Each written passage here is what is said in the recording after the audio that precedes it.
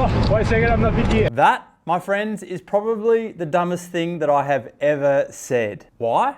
Because of the person that I'm saying it to. That bloke right there. You see, history tells us something. Meters, Cancellara, the strong man of the time trial, has ridden them off his wheel. Got Cancellara. Cancellara has made a difference as Sagan's going backwards. And Bonan's struggling. Bonan's struggling to hang on. That is super class. Wiggins takes one look across to his left and sees Fabian Cancellara. Fabian Cancellara has just ridden away from everybody. As you can now clearly tell, Fabian doesn't tend to hang around for other cyclists. In fact, he was so strong back in the day, there's these ridiculous conspiracy theories online that he actually had a motor in his road bike. So clearly, he's not going to wait around for a dickhead to get it in the right gear. So, let's see what unfolds here.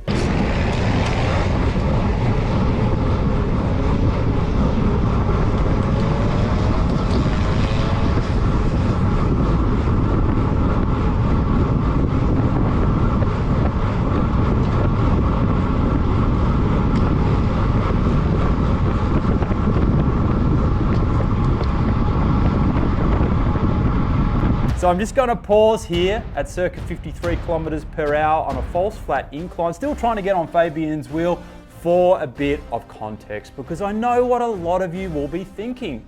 What's a dickhead like me, all the way from Queensland, Australia, doing in the Swiss mountains with one of the biggest names in cycling ever, Fabian Cancellara? Well, it all started the evening before, on the streets of Zurich with Fabian in a robe. For the family group. Just hanging out. We're fucking ready for Zurich, Zermatt.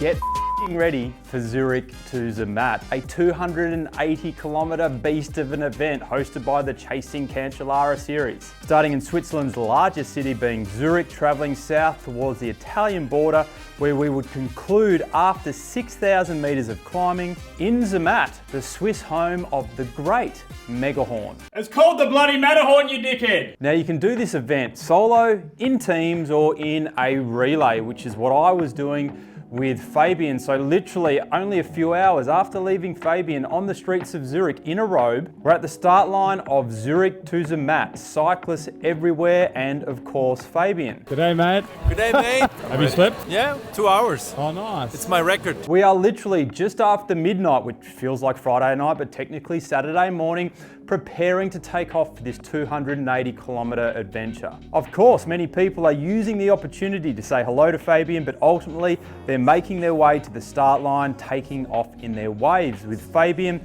the last to take off with a few others. Meanwhile, as the first leg was Fabian, I'm in the car watching all the red lights in the middle of the night start making their way to Zermatt. My chaperone, and of course Fabian's, was the BMC marketing guy who, during that first leg, was just talking absolute drivel. It's 6% faster and 10% lighter and 20% more aerodynamic. So while I was in the car listening to the carry-on, Fabian rode the first 33 kilometres from Zurich to Aisch, where I was eagerly waiting to get going. First relay stop with Fabian. Fabian just averaged how much? You would you what, man? Come on, man. 280. Give me a beer, or I mean, I have 275. 275. Okay. The thing is, the start is hard. Okay. So you're gonna have a little easier. Lumps. Okay. Yeah, but you said you want to go. Then I am off into the Swiss countryside. So I'm only about 10 k's in. It's literally one small rise after one small descent, and I can tell you descending in the pitch black on the other side of the road for me in a foreign country with a lot of jet lag is a very strange experience. Do you like Switzerland? I can't see fucking anything. So my first leg was circa 50 kilometres, but with already 1,100 metres of climbing under my belt. As I arrived for the second changeover with Fabian, I was really starting to take note of him as an incredible human specimen. I have long gloves. Yeah? Rain jacket. Big strong legs. You think they're good? I like them. How my legs looking? Yeah. And They're looking loud. I was saying to Jonty, you've got a strong ass. Sorry, I was looking Thing at is, it. I will only go when the fucking Wahoo is done. Okay. See you later. You doing all right? We got pulled over, literally a bit of an angry marshal, wound down the window, Cancellara leant his head, and he was like, oh, I was like, yeah. That's what I think. So, as per the relay, I am now back in the car. And while it started off in a similar fashion with black skies and red lights flashing in the distance, shortly afterwards the sun started to create some light and the magnificent Swiss countryside started to appear. That's pretty cool though.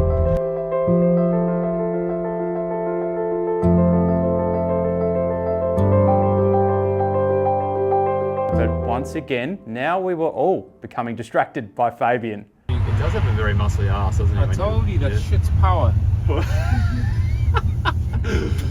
Honestly, It's an incredible backside. I bet you it smells good too. So Fabian did the biggest leg of the day during this section at 67 kilometers and 1500 meters of climbing. But here, where you can see him swapping with me via the armband / tracking device, we're at the bottom now of Grimsel Pass. Easily the biggest climb for the day, which I was starting just stepping out of the car on complete dead legs. While we were at this stop, I spotted fellow Aussie YouTuber Tristan take video, so I asked him for some tips before the climb. I just had a Red Bull, so that's the only thing getting me around. Now, I am not a Red Bull fan, so instead, I had my first of 2 ketone IQ shots for the day. Raising blood ketone levels has proven through research to enhance cognitive and endurance performance, and a supplement via HVMM who support this channel, which I am very grateful for. If you're interested in trying ketone IQ for your next big event, check out the link below with the channel discount code. So, the climb. All right, second go on the bike. I've gone from the car for almost 2 hours straight into the biggest climb of the day. So this is gonna be a shitload of fun, but the scenery is unbelievable.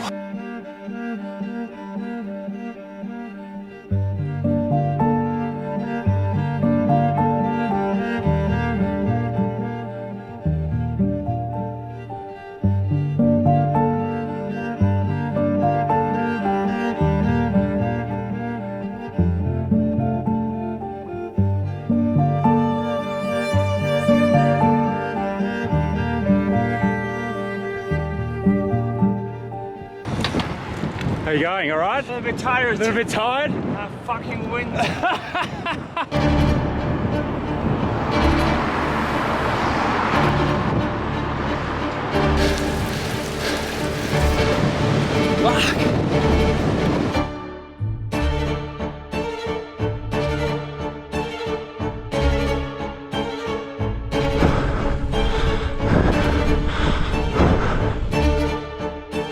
So that was a 22-kilometer climb with 1,400 meters of climbing at 6.3% average gradient into a ripping headwind, peaking at almost 2,200 meters above sea level. Here, I wasn't actually swapping or relaying with Fabian. He was kindly waiting for me to provide his jacket because it was starting to get bloody cold before this magnificent descent.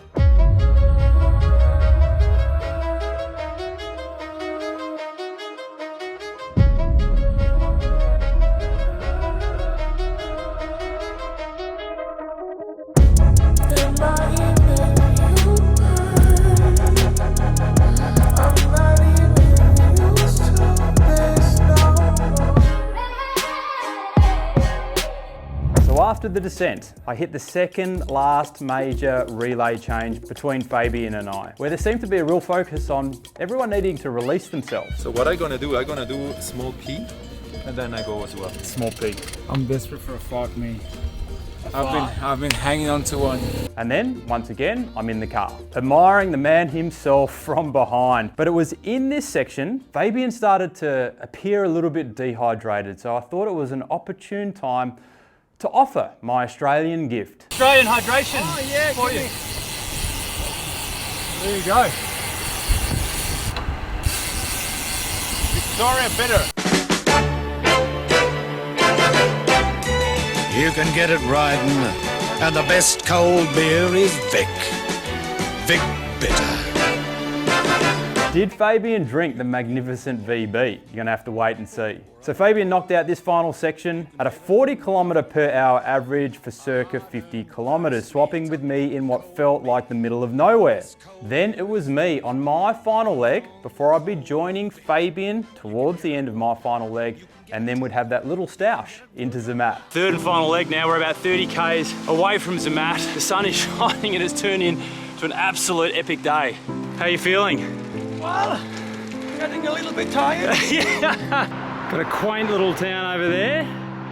Flowing river, big mountains and snow-capped mountains through there. Space unravels when you let go. So it was around this beautiful moment where we started the video. Fabian ripping my legs off. So let's unpause and see what happens.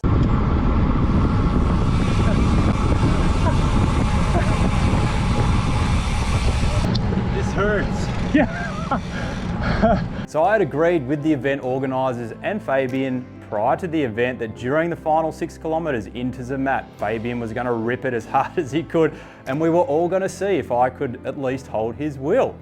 But Fabian, being 7 years retired, 10 kilos heavier, no real points to prove, doesn't really ride anymore, as you saw. How you feeling, Fabian? Flat fucked, sorry. I'm really tired. How long we got to go? 5K. 5K. Did you push today? Honestly, I pushed always when I was on the bike. Because when I push, you push, you know? When I say we go slow, you go slow. So, you're laughing, but... I'm delirious. My legs are hurt. And what happens at the top? Top, we celebrate, we drink a beer. Nice. You're gonna sleep.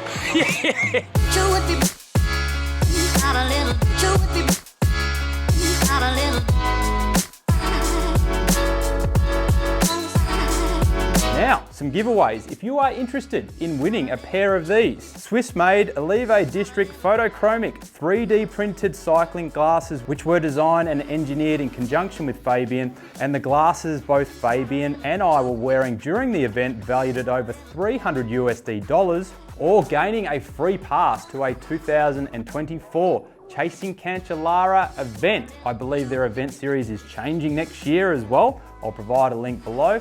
All you have to do is subscribe to their email list. There'll be another link below, and you go into the draw to win those 2 prizes. So if you've gotten value out of this video today, please don't forget to give it a like. Helps the channel out, and you might be rightfully asking, who ended up drinking that can of VB?